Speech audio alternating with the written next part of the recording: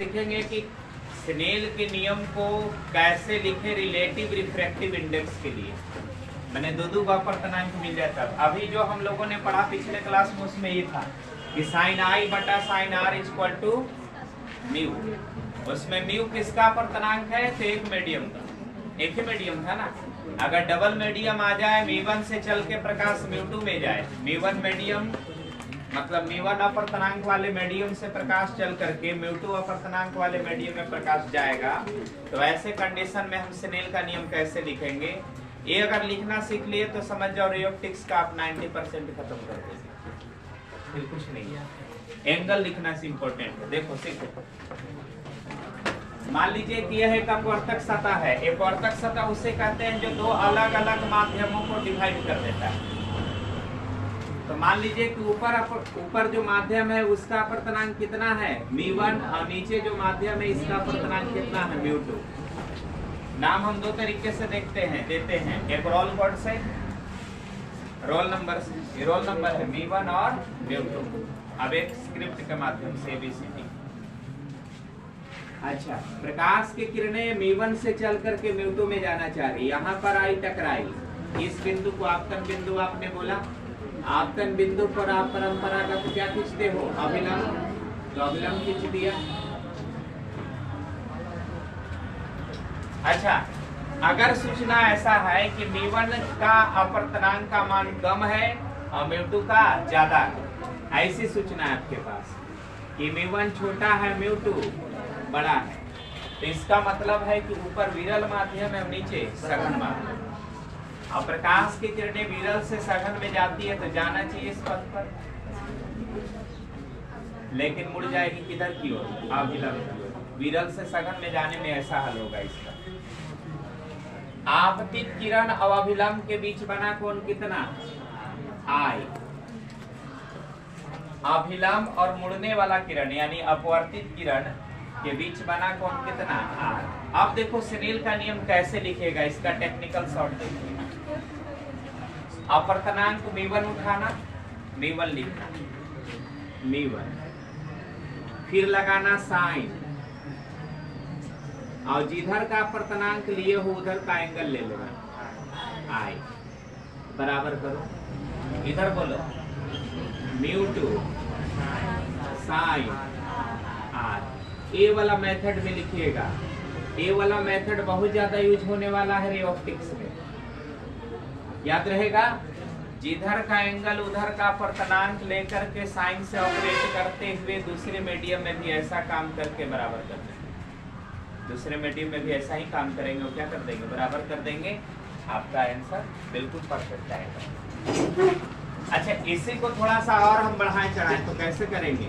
Sign आई और बटा sine are बराबर म्यू2 बटा म्यू1। अच्छा, साइन आई बटा साइन आर इक्वल टू क्या लिख सकते हो? म्यू2 1। याद आया? दूसरा का पहले, दूसरा का बाद में, पहला का पहले, दूसरा का बाद में। स्क्रिप्ट तैयार कर दीजिए। तो ये भी स्नेल नियम है, यानी स्नेल का नियम दो अलग अलग मीडियम पर स्थापित करना होना तो ऐसे ही इसी फॉर्म में स्थापित करना। ऐसा करोगे तो बहुत आसानी से आपका हर एक जितना भी डेरिवेशन है ना वो आसानी से आ जाएगा, कोई प्रॉब्लम नहीं हो। तेजी से उतारिए, तो तेजी से उतारिए।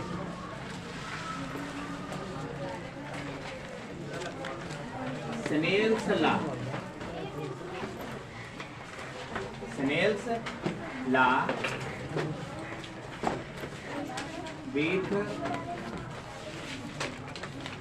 relative refractive index। Snell's law with relative refractive index, RRI। चलिए अगला देखिए, बहुत इंपॉर्टेंट कॉन्सेप्ट है, ये आता ही आता है। क्रिटिकल एंगल, क्रिटिकल एंगल, क्रांति कोण। 10th में पढ़े थे क्या क्रांति कोण? नहीं, 10th में पढ़ना था CBSE में। आप लोग इंटर में हैं तो 10th में ना होते, बिहार बोर्ड से है तो 10th में शायद ना पढ़े। क्रिटिकल एंगल देखो क्या है, ये तो अपवर्तक सतह है, दो माध्यमों को अलग अलग बांटेगा। इधर का अपर्तनांक मान लो m1, इधर का अपर्तनांक m2। सूचना समझो, m1 is less than m2। ये डेंसर मीडियम, ये रेयर मीडियम। सघन माध्यम, विरल माध्यम। प्रकाश की किरणें हम सघन से विरल की ओर भेज रहे हैं, भेज सकते हैं। सघन से किधर जा रहा है, विरल की। तो यहाँ पर आके टकराया, यहाँ पर आप अभिलंब खींच लो, अभिलंब खींचो, जाना चाहिए इस पथ पर। तब हमें बताइए कौन सा कंडीशन सही होगा, 1 नंबर कि 2 नंबर, किधर मुड़ेगा? पहला नंबर पर मुड़ेगा कि दूसरा नंबर पर मुड़ेगा? क्योंकि अभिलंब से दूर हट जाएगा ना। जब सघन से विरल में जाता है तो अभिलंब से दूर हट जाता है। तो यहाँ पर प्रकाश की किरणें किधर मुड़ गई, अभिलंब से दूर। अच्छा होगा क्या, यहाँ पर ऊपर उठाइएगा ना, इसको ऊपर उठाइएगा तो ये नीचे आएगा। ये वाला देखो, यहाँ का आपतन कोण बढ़ाओ, यहाँ का कौन सा कोण बना, आपतन कोण बढ़ाइए। तो आपतन कोण बढ़ेगा तो यहाँ का अपवर्तन कोण भी बढ़ेगा। ऐसा क्यों? तो साइन आई बटा साइन आर कांस्टेंट होता है, और दो राशियों का अनुपात कांस्टेंट हो तो ऊपर वाला को बढ़ाओगे तो नीचे वाले को क्या करना होगा, बढ़ाना होगा। अरे मान लो कि कोई 20/4 बराबर कह रहा है 5, ठीक है, करे कि वाला कांस्टेंट आवे के चाहिए। तो लो ऊपर वाला हम 100 कर दिए तो नीचे वाला 20 कर देंगे, 5 आया ना। ऊपर वाला को बढ़ाइएगा तो नीचे वाला भी बढ़ाना पड़ेगा, तब कांस्टेंट रहेगा। नहीं तो ऊपर वाला बढ़ाओगे, नीचे वाला बढ़ाना छोड़ दोगे तो बदलना शुरू हो जाएगा, अनुपात कांस्टेंट नहीं रहेगा। तो देखो आपके पास स्नेल का नियम देखो, साइन आई बटा साइन आर, एंगल बढ़ेगा तो साइन बढ़ेगा।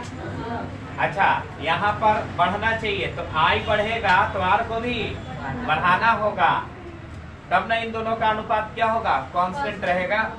तो जिस रूप में इसमें वृद्धि होगी उसी रूप में इसमें वृद्धि होगी। लेकिन अब देखो होगा क्या, ऐसे कंडीशन में होगा क्या,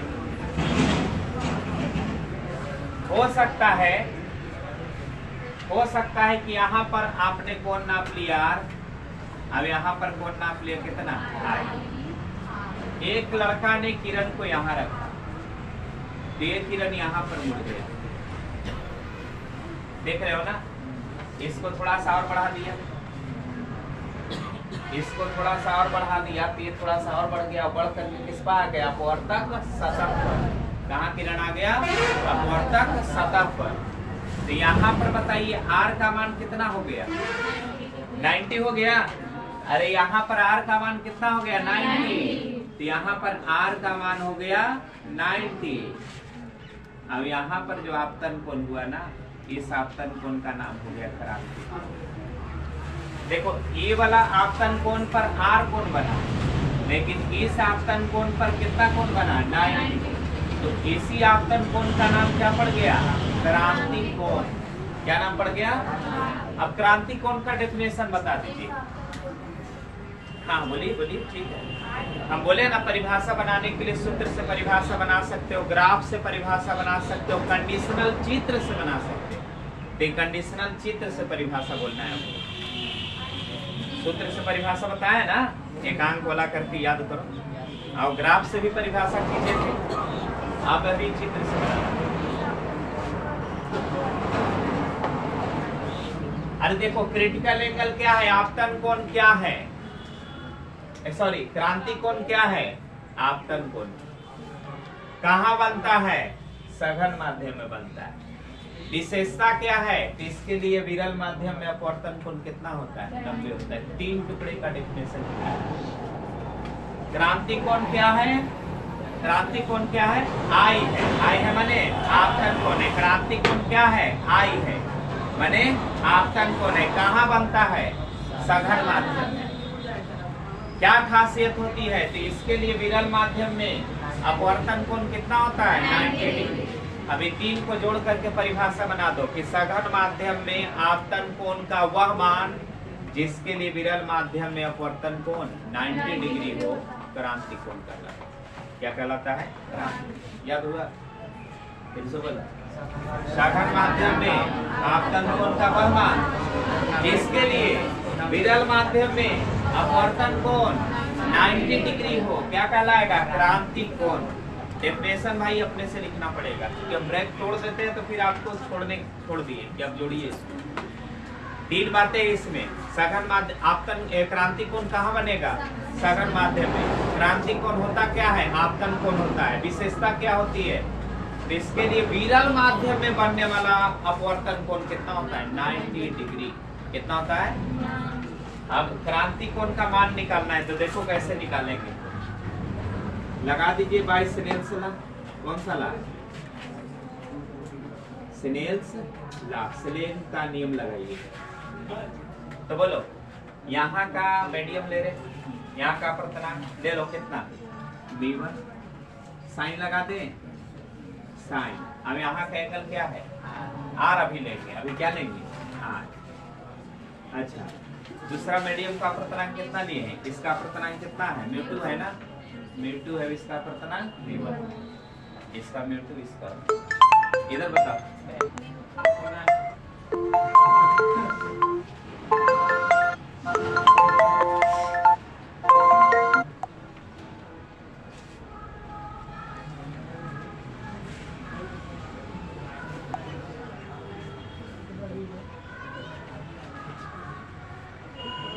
v1 बराबर v1 sin r। अच्छा, इधर वाला लिखो तो। इधर का अपवर्तनांक कितना है? μ2 sin आई ना, sin। अच्छा बताओ, थोड़ा सा अगर हम ये वाला इस साइड करते, ये वाला इस साइड करते तो किसी को कोई परेशानी है? नहीं, तो हम कर रहे वही। यहाँ कर दिए μ2, यहाँ कर दिए i, यहाँ कर दिए v1, यहाँ कर दिए r। ऐसा लिखने से कोई दिक्कत नहीं ना होता है। हमको यही पहले लिखना चाहिए था कि किरण इधर से चल के इधर गया ना, आगे पीछे करे से कोई दिक्कत नहीं। तो μ2 के लिए एंगल I, तो μ2 I बीच में कौन? और μ1 के लिए एंगल R, तो μ1 R। अब एंगल ऑपरेटर कौन? अच्छा, if R equal to 90 degree, देखो यहाँ पर लैंग्वेज सुनना, परिभाषा से ही हम लोग काम करने जा रहे हैं। तो यदि अपवर्तन कोण 90 है तो क्रांति कोण, आपतन कोण IC। अपवर्तन कोण कितना है? 90 है, तो क्रांति कोण कितना है? IC है, यानी क्रांति आपतन कोण कितना है? क्रांति कोण के बराबर। अब हेलो को रख, हेलो को रखो, क्या होगा बोलिए? μ2 sin, यहाँ I की जगह पर कितना? IC। इधर बताओ, v1 sin 90, और sin 90 का मान बताओ। यहाँ कितना हो गया? μ2 sin IC बराबर कितना? v1 हो गया ना? यहाँ पर बताइए, फाइनली यहाँ पर कहाँ लिख रहे हैं? यहाँ लिख रहे हैं sin IC बराबर, बोलो, μ1 बटा μ2, μ1 बटा μ2। लेकिन हम लोग क्या करेंगे कि μ2 का डेंसिटी ज्यादा है ना, और μ1 का डेंसिटी कम है, यानी μ2 का घनत्व ज्यादा है। यह सघन माध्यम है। अब इसका घनत्व कम है विरल माध्यम में। जिसका ज्यादा है उसको ऊपर लिखते हैं, जिसका कम है उसको नीचे लिखते हैं। ट्रेडिशनल है, अगर ऐसे भी छोड़ेंगे तो गलत नहीं है, लेकिन इसको हम थोड़ा सुधार देंगे।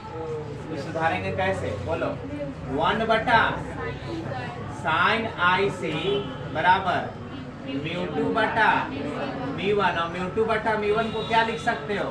μ2 1 लिख सकते हो ना।